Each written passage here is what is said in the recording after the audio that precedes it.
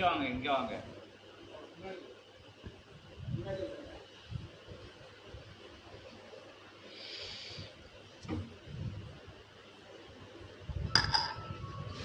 ஓம் குருவே சரணம். ஓம் அகத்திசாய நம. நான் ஒரு 10 வருஷமாக ஈசனை தவிர அம்பாளை நான் கும்பிட்டதே இல்லை, அம்பாளை வழிபட்டதே இல்லை. ஆனால் எனக்கு ரொம்ப பெரிய சந்தேகம் உள்ளுக்குள்ளே ரொம்ப நாளாக இருந்துகிட்டே இருந்தது. அம்பாளை வழிபடணுமா அப்படின்னு கேட்டுக்கிட்டே இருந்தேன். எனக்கு அண்ணாமலையார் தான் எல்லா குரு, எல்லாமே கடவுள் எல்லாமே.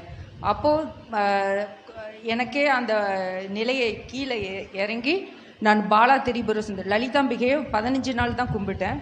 உடனே பாலா திரிபுர சுந்தரி என்னை தேடி வந்தாங்க. அவங்கள வழிபட்டு 1 மாதத்துக்குள்ளே இப்போ ராஜ மாதங்கி அவங்க என்னை ஆட்கொண்டுட்டாங்க. எனக்கு இயற்கையாகவே கலைகளில் ரொம்ப நாட்டம் ஜாஸ்தி. ஆனால் அது என்னோட கர்மா, அது அப்படியே ஸ்டாப் ஆகிடுச்சு. இருந்தாலும் அது எனக்கு தெரியாது, ராஜ மாதங்கி யாருன்னு தெரியாது. அம்பாளோட 10 அவதாரத்தில் 9வது அவதாரம் ராஜ மாதங்கி. அப்படி அதை சரஸ்வதியோட தாந்திரிக ரூபம்னு சொல்கிறாங்க. இப்போ அவங்க தான் என்னை ஆட்கொண்டுட்டாங்க. இப்போ அவங்க நாமத்தை மட்டும் சொன்னால் போதுமா, சூட்சும தெய்வம், மற்ற அம்பாளை கும்பிட வேண்டியதில்லை. ஏன்னா அவங்கள தான் அடுத்த நிலை சிவத்துக்கு கொண்டுட்டு போவாங்க, பரலோகத்துக்குன்னு சொல்கிறாங்க குருமார்கள். இப்போது ராஜ மாதங்கியை மட்டும் வழிபட்டால் போதுமா, இல்லை அவங்க மந்த்ராஸ் மட்டும் சொன்னால் போதுமா? அம்பாளே எனக்கு கொடுத்த மந்த்ரா கேட்டேன் நான். ஓம் ஐம் ஹ்ரீம் ஸ்ரீம் ஐம் க்ளீம் சௌம். ஓம் ஸ்ரீ ராஜ மாதங்கியே போற்றி. அந்த நாமத்தை மட்டும்தான் இப்போ சொல்லிகிட்டு இருக்கேன். அது மட்டும் போதுமா, இல்லை அம்பாள் எல்லாரையும் வழிபடணுமா, சிவமும் வழிபடணுமான்னு ஒரு பெரிய சந்தேகம். இல்லை பாலா திரிபுர சுந்தரியும் கும்பிடணுமா? என்னுடைய நிலைக்கு எந்த தெய்வத்தை கும்பிடணும்?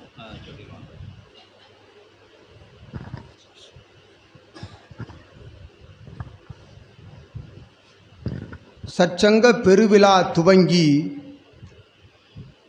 ஆற்றலோடு பல்வகை வினாக்களுக்கு விடைகள் விஸ்வாமித்திரன் உள்ளிட்ட 18 சித்தர்கள் வழங்கி வருகின்ற இத்தருணம்தனில் ஏற்றமுடன் இச்சபை நாடி வந்து இச்சபையின் அற்புதமான இயல்பு நிலை இறைநிலை கண்டு, இச்சபையின் சூட்சம இறைநிலை அல்ல, இச்சபையின் இயல்பு நிலை இறைநிலை கண்டு இச்சபை நாடி வந்து அமர்ந்து தான நிலை உண்டு அற்புதமாக சிவகூரை தலமதில் வேல் பகிர்வு விழாதனில் வினா எழுப்பும் பக்தையே அகத்தியன் யாம் நல்ல ஆசி வழங்குகின்றோம். ஒவ்வொருவருக்கும் சிவமகா வாழை சித்தன் உரைத்தவாறு அவரவர்கள் எங்கு பிறக்க வேண்டும், எவ்வாறு பிறக்க வேண்டும், எப்பாலினத்தவனாக பிறக்க வேண்டும், எத்தகைய பூர்வ ஜென்ம புண்ணிய நிலையோடு பாவ நிலைகளோடு பிறக்க வேண்டும் என்று அவன் உரைத்தான். அவ்வாறு புண்ணிய பாவ நிலைகளுக்குள் சென்று அவனுக்குள் மனித பிறப்பு உருவாகி அம்மனிதன் வாழ்ந்து வருகின்ற காலம்தனில் புண்ணிய நிலைகள், பூர்வ ஜென்மத்தில் இருந்த புண்ணிய நிலைகள் அதிகப்படுத்தப்படுகின்ற பொழுது அவனுடைய முன்னோர்கள் மூத்தோர்கள் செய்த இறை புண்ணியங்களால் அவர்களுக்குள் இறை காட்சி என்பது தானாக அவர்களுக்குள் இறை காட்சி என்பது எழுந்து காட்சிகள் என்பது அவர்களுக்குள் புகுந்து அற்புதமாய் அவர்களை இகலோகத்தில் நடைபோட வைக்கும் இறைநிலையோடு என்று அகத்தியன் கூறுகின்றோம். அவ்வாறு உமக்கு தெரிந்த அத்தகைய காட்சியும் உரைக்கப்பட்ட மந்திர ஒளியும் பூர்வ ஜென்ம புண்ணிய இறை தொடர்பால் என்று அகத்தியன் உரைத்து, அவ்வாறு இச்சச்சங்க விழாவிலே ஒலித்ததே ஒரு பெருமகா ஒளி. ஆற்றல் கொண்டு எந்நாமம் என்று அகத்தியன் உரைக்க, உன்னாமமே அந்நாமமடா என்று சீடர்களெல்லாம் ஒன்றாக உரைத்து அகத்திய நாமம் உள்ளிட்ட அற்புதமான அத்துணை நாமங்களும் எந்நாமத்தினை உரைத்தாலும் அந்நாமத்தின் ஒளி சென்று அடைவது சிவத்தின் செவிகளில் என்று அகத்தியன் உரைக்கின்றான்.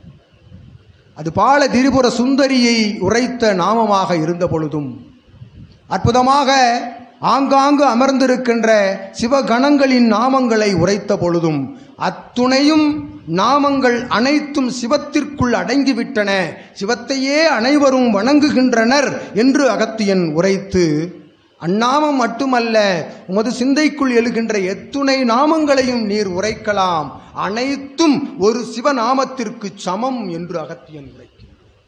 அவ்வாறு நீர் எழுந்து அமர்ந்து தவம் ஆற்றுகின்ற பொழுது சித்தர்களில் எத்துணை சித்தர்களின் நாமங்களை உரைத்தாலும் உமது குலதெய்வத்தினை நாமத்தினை முதலாவதாக உரைத்து அத்துணை நாமங்களையும் உரைக்கின்ற பொழுது குலதெய்வம் அகமகிழ்வோடு நீர் உரைக்கின்ற அத்துணை நாமங்களையும் சிவத்தின் திருவடிகளில் சமர்ப்பித்து உமக்கு அழகு நிலை கொடுக்கும் இறைநிலை வழங்கும் என்று அகத்தியன் நல்லாசி வழங்குகின்றோம் பக்தையே. ஐயோ, குலதெய்வம் எனக்கு தெரியாது. நான் பாலா திரிபுர சுந்தரி அம்மாவை தான் குலதெய்வமாக ஏற்றுக்கிட்டேன், கன்னி தெய்வமாகவும் ஏற்றுக்கிட்டேன். இப்போ அவங்க ராஜ மாத்தங்கி ஆட்கொண்டதுனால தான் எனக்கு அந்த சந்தேகம் வந்ததுங்க ஐயா. அனைத்து ஆற்றலும் சக்தியிலிருந்து சிவத்திற்கு செல்கின்ற பொழுது எச்சக்தியின் நாமத்தை உரைத்தாலும் அது அத்துணையும் சிவத்தை உரைக்கும் நாமமே என்று அகத்தியன் உரைக்கும். அற்புதமாய் குல தெய்வம் தெரியவில்லை என்பது ஒரு குறையே அல்ல. இகலோகத்தில் அனைவருக்கும் உரைக்கின்றோம் யாம். குலதெய்வம் தெரியவில்லை, எமக்கு இடர் இன்னல் ஏற்படுகின்றது. குலதெய்வம் தெரிந்தால் யாம் இகலோகத்திலே நல்வாழ்வு வாழ்வோம் என்ற கூற்று பொய் என்று அகத்தியன் உரைக்கின்றோம். அக்கூற்று பொய்யே. குலதெய்வம் எங்கும் இல்லை, அவர்களோடு எக்காலமும் குடியிருந்து கொண்டிருக்கின்றது. அவர்கள் அடிநிலை ஆள் மனதில் எம் குலதெய்வம் எங்கிருந்தாலும் எமக்கு அருள் வழங்குக என்று நினைக்கின்ற பொழுது அது உள்ளிருந்து அருள் வழங்கும் என்று அகத்தியன் உரைக்கின்றோம். அது அவரவர்களுடைய நிலைப்பாட்டை பொறுத்து என்று அகத்தியன் உரைத்து மனிதன் மனிதனாக வாழ்கின்ற பொழுது அவனோடு மனித அபிமானங்கள் குடியிருக்கின்ற பொழுது குலதெய்வம் மட்டுமல்ல, கூப்பிடும் தெய்வங்கள் மட்டுமல்ல, அழைக்கா பிரபஞ்ச ஆற்றல் எல்லாம் உள்வந்து அருள் வழங்கும் என்று அகத்தியன் நல்லாசி வழங்கி அமர்கின்றோம் யாம். பக்தை கேட்ட வினாவிற்கு பிறகு அனைவர் முகத்திலும் ஒரு கலக்கம் தெரிகிறது. ஏதோ பக்தை புதிதாக சமஸ்கிருத வார்த்தையை கோர்த்து ஒரு மந்திரத்தை சொல்லிவிட்டார், இது நமக்கு தெரியவில்லையே என்று கவலை கொள்ள வேண்டாம்.